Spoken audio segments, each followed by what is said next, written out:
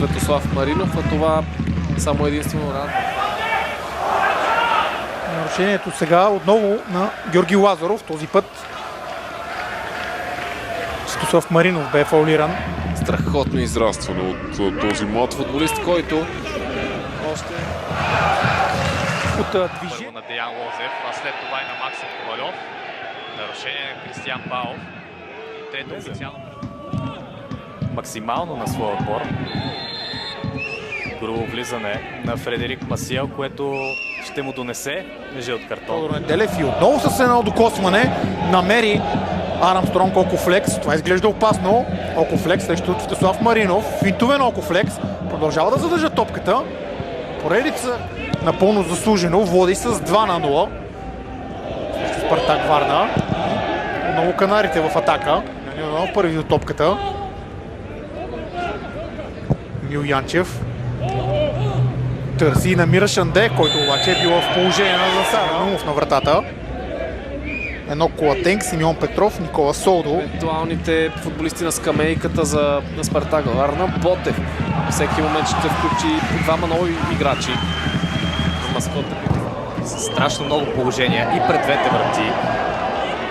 Освен двете попадения, ЦСК без срещата съответно. 5 удара за Спартак Варна и 4 на сметката на ЦСК.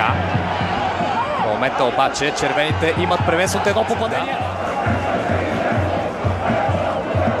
Пасът на Светослав Маринов, начина по който Шанде Почти двуметровия на Тяго Габриел.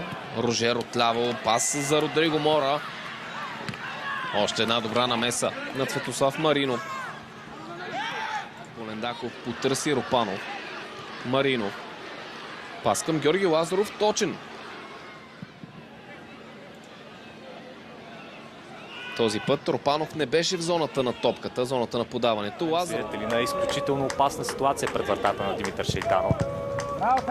Немалко опит обаче има за специални предупреждения на своята сметка и при още един жълт картон ще пропусне една среща на Спартак Варна.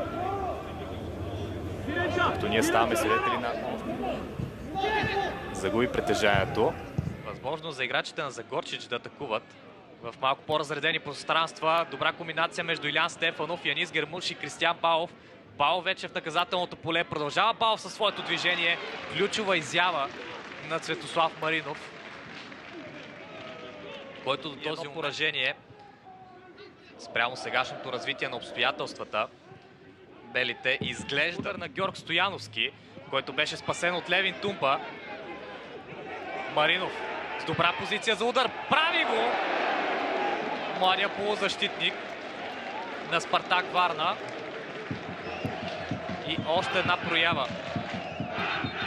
на Левин Тумба.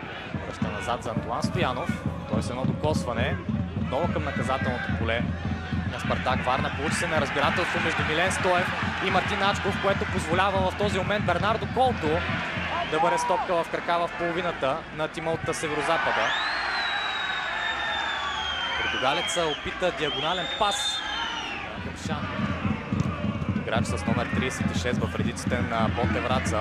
Бе част